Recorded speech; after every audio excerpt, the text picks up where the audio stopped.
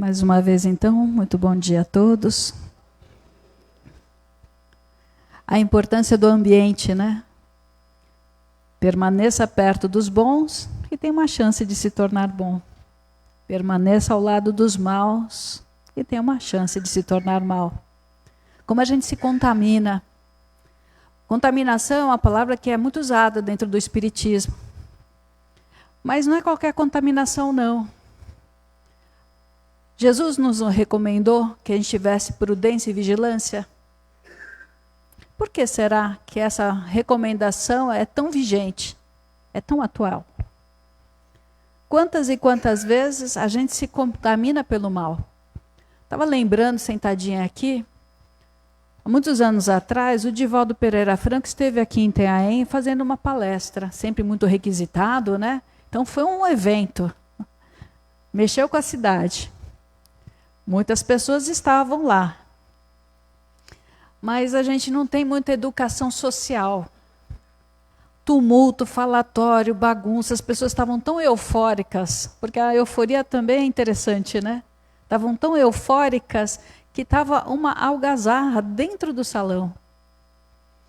E Sueli Calda Schubert, escritora, palestrante espírita também, muito pesquisadora dos fenômenos, ela estava presente naquele dia. Mas que baixinha que ficou brava, viu, gente? Né? Às vezes a gente precisa também se posicionar. Então presta atenção no que um ambiente como esse pode nos proporcionar. Aqui é um hospital, mas a gente pode dizer também que é um hospital de saúde mental. Vocês imaginam quantos espíritos sofredores, sofredores não é porque está com dor, sofredor no sentido de ignorar o amor de Deus, irritados, bravos, desejosos de vingança, tumultuados, perturbados em vícios, também estão aqui dentro. Porque é um hospital psiquiátrico. Vocês vejam a contaminação se a gente não se contaminar pelos bons espíritos? Pensar no bem, para onde minha vida está indo, o que eu preciso. Dentro de uma casa como essa, muitas vezes acontece a remissão espontânea.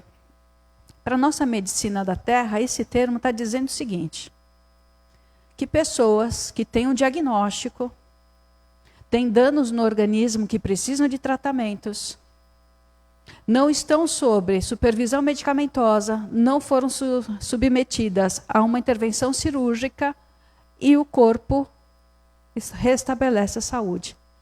Remissão espontânea. Nós aqui estudamos o magnetismo dos médiuns, o magnetismo humano, mas potencializado. Olha que palavra interessante também, né? Porque nós médiuns somos cheios ainda de fracassos morais, de lutas internas bem difíceis, né? Potencializado pela espiritualidade. Como é que eles fazem isso, hein? Potencializar. É pelo afeto.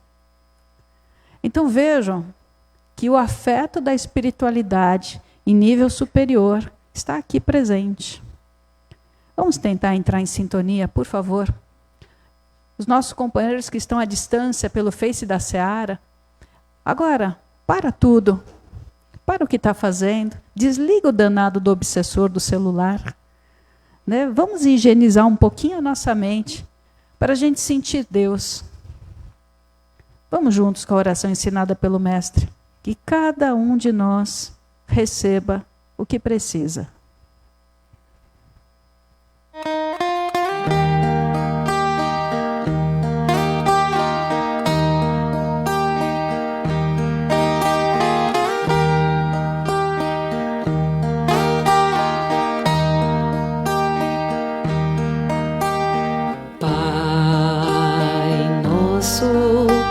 Estás no céu,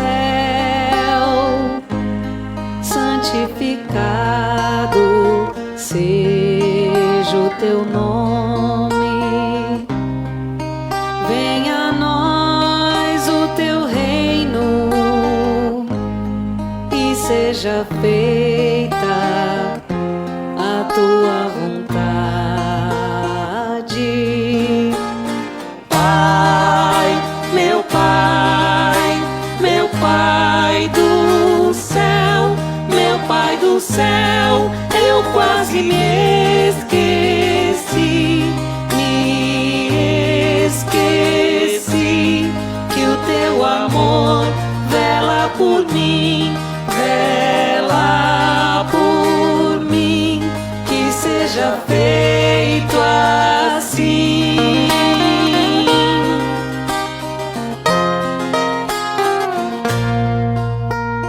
O alimento desse dia dai-nos agora e sempre.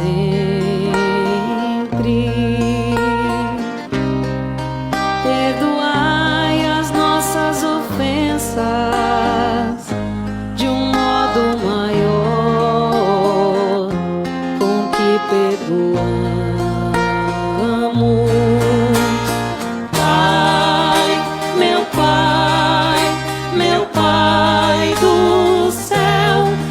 Pai do céu, eu quase me esqueci. Me esqueci que o teu amor vela por mim, vela por mim, que seja feito assim.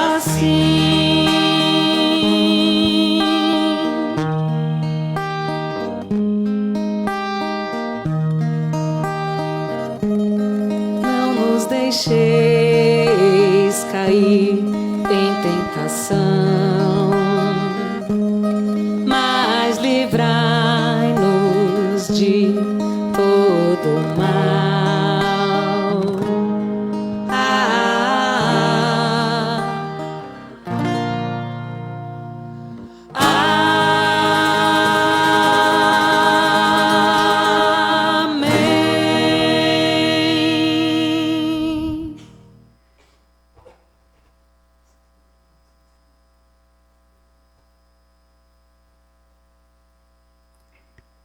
Sérgio, o pessoal está falando que estamos sem som lá fora. Muito bom. A gente sempre estuda os evangelhos, mas tentando trazer o evangelho para uma coisa não distante da gente. Tentar entender que o evangelho é atual, ele mexe com a gente, é um código de conduta. O evangelho é um compêndio de psiquiatria. Eu falo muito da saúde mental, né? Vocês me desculpem. É porque sem saúde mental a gente não chega a lugar nenhum, né? Então, quando a gente lembra Paulo de Tarso, que ele foi tão importante porque ele vivenciou. Quando ele é preso, quando ele fica preso lá na prisão de Marmitina, em Roma, é legal a gente identificar também, visualizar o local que ele estava. Ele estava num buraco, no solo, um solo extremamente duro, sem janela, era um buraco com uma grade de ferro, e lá ele vivia. Alguns de nós, às vezes, só de ficar dentro de um elevador, a gente já tem sensação claustrofóbica. Imagina viver ali, viver ali. E lá ele escreveu muitas cartas, tentando avisar as pessoas. E ele escreve a Filipenses, capítulo 4. Tudo pode naquele que me fortalece. É uma frase muito famosa, né? Tudo posso naquele que me fortalece. Como é que ele aguentou tudo aquilo? Tudo posso naquele que me fortalece. Alguns de nós não se sentem meio órfãos de Deus? Deus não olha para mim, não é possível que eu estou vivendo isso. Meu Deus do céu, quanta injustiça no mundo. E o interessante é que quanto mais a gente busca a justiça dos homens, mais dificuldades nós temos de praticar o perdão. E não é o perdão do outro, hein? Porque alguém me magoou, alguém me lesou. Não. É o perdão das nossas escolhas equivocadas. O tempo que a gente desperdiçou com alguma coisa, a sensação que a gente traz de angústia pessoal. Como é difícil a gente se libertar disso. Isso, a espiritualidade amiga fala que a gente muda uma chavinha interna, que passamos então a vibrar no negativo. Começamos a atrair um monte de situação que a gente fala, não é possível. Será que é coincidência? Obra do acaso? Sinceramente, gente, com tudo que a gente tem estudado, eu sou psicóloga, mas trabalho dentro da doutrina espírita. A gente fundou a casa, já tem 28 anos, vai fazer 28 anos. Tudo que eu tenho presenciado, lidando com muitas pessoas esses anos todos, é que coincidência não existe. Sorte, então, menos ainda. O que existem são leis universais. Quer dizer, não é para essa ou aquela religião, essa ou aquela pessoa. Que essas leis agem na nossa vida e a gente não se dá conta. Porque a gente está tão distraído com bobagem, tão distraído com coisas mesquinhas, coisas amedrontadas, que a gente não vê o grande. E aí a gente pode criar a ideia que Deus esqueceu da gente. Nós é que nos afastamos dele.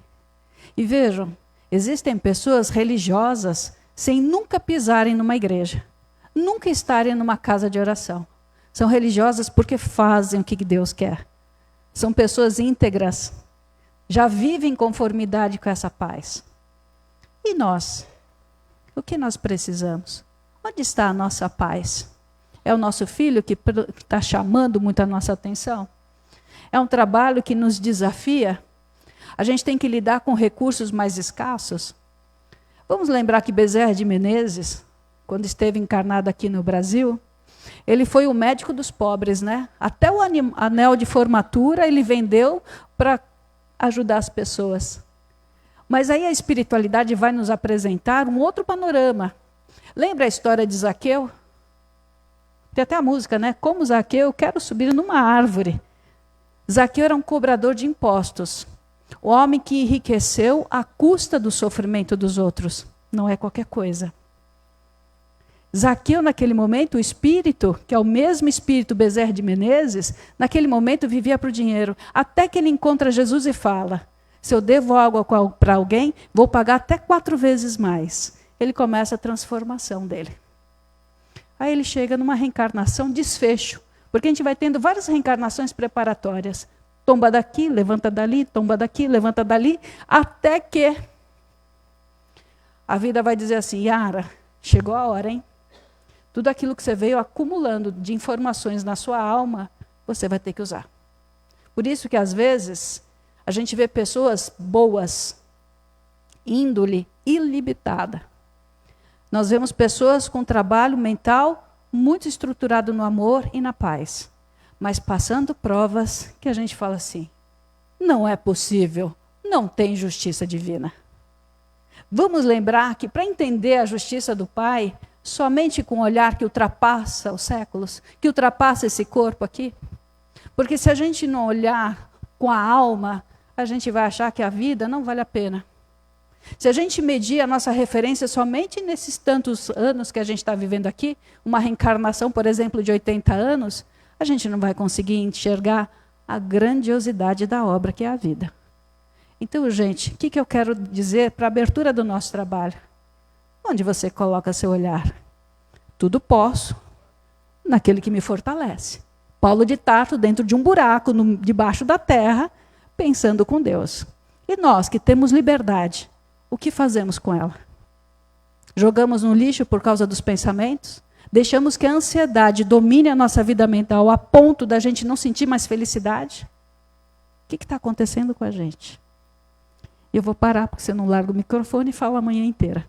Jesus não é uma figura simbólica, é uma atuação, é um arquétipo dentro de nós, é um modelo primordial de atitude. Precisamos usar.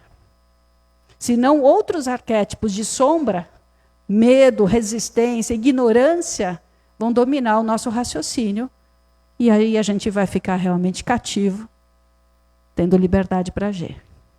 Jesus, coordene o nosso trabalho nessa manhã. Mentaliza o que você veio buscar e treina a tua fé. Cada um receba, às vezes, não é o que está pedindo, mas sempre na medida do justo e do necessário. Olha que expressão legal, gente. Medida do justo e do necessário. Graças a Deus. Um ótimo dia a todos. Muito obrigada. E um lindo dia das mães, né? Amanhã, abençoando a tarefa de cada um.